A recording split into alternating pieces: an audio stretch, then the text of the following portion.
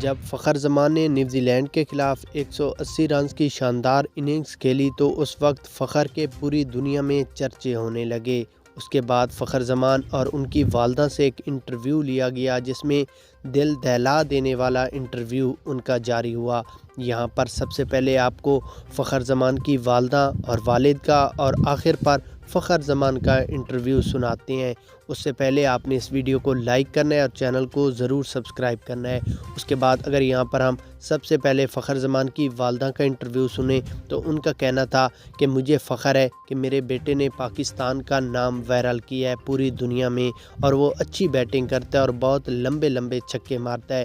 جب وہ بیٹنگ پر آتا ہے تو میں اللہ تعالیٰ سے یہی دعا کرتی ہوں کہ اللہ تعالیٰ میرے بیٹے کو آؤٹ نہ کرے اور وہ پاکستان کا نام روشن کرے۔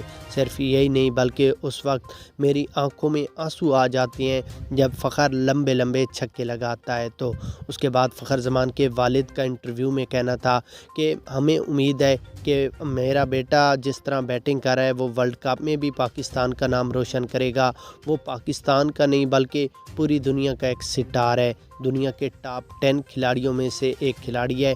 ہمیں فخر ہے، صرف ہمیں فخر نہیں ہے بلکہ پورے پاکستان کا فخر ہے ہمارے فخر پاکستان پر۔ اس کے بعد فخر زمان کے انٹرویو میں کہنا تھا کہ اللہ تعالیٰ نے جتنی عزت دی ہے، جتنی مقام، جتنی دولت دی ہے وہ صرف میری ماں اور باپ کی دعاؤں کا صلہ ہے۔